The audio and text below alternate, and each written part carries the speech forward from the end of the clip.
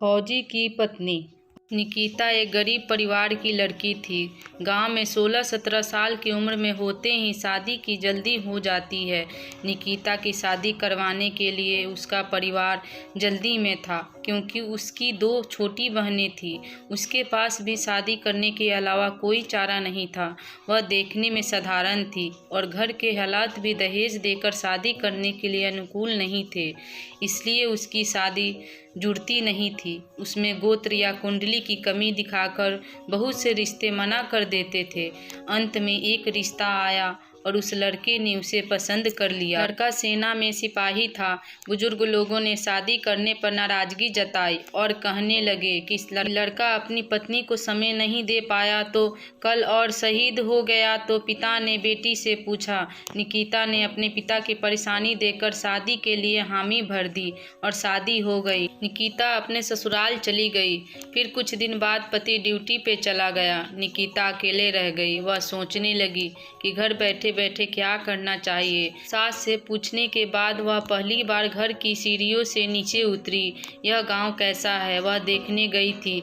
गांव बहुत बड़ा था। वहां उसे कोई नहीं पहचान सका। वह एक बड़ी दुकान के सामने चल रही थी, तभी एक दुकानदार ने आवाज़ लगाई और कहने लगा कि भाभी, कोई सामान चाहिए क्या? उसने दूर से नहीं कहा। कुछ दूर पर एक किसान अपने खेत का कृषि सामान लेकर शहर की ओर जा रहा था। वह किसान ने निकिता को सलाम किया और पूछने लगा, भाभी आज यहाँ कहाँ? इस पर निकिता ने उससे कहा, आपको क्या करना है, मैं कहाँ भी जाऊँ?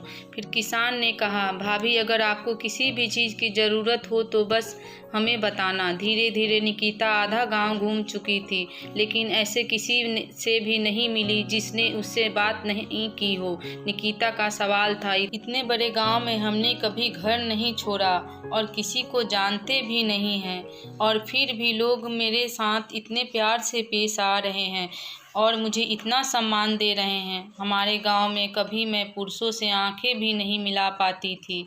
लोगों की ऐसी गंदी निगाहें देखकर मैंने उम्र में आने के बाद घर से बाहर निकलना बंद कर दिया था। लेकिन यहाँ स्थिति इतनी उल्टी कैसे? घर जाकर उसने अपनी सास से पूछा। सास ने कहा, ओह तुम एक फौजी की पत्नी हो, इसलिए तुझे गांव में इतना सम्मान मिलता है जैसे मुझे माँ बनने से मिलता है। यह सुनकर निकिता की आंखों में खुशी के आंसू आ गए। उसका सीना गर्व से फूल गया।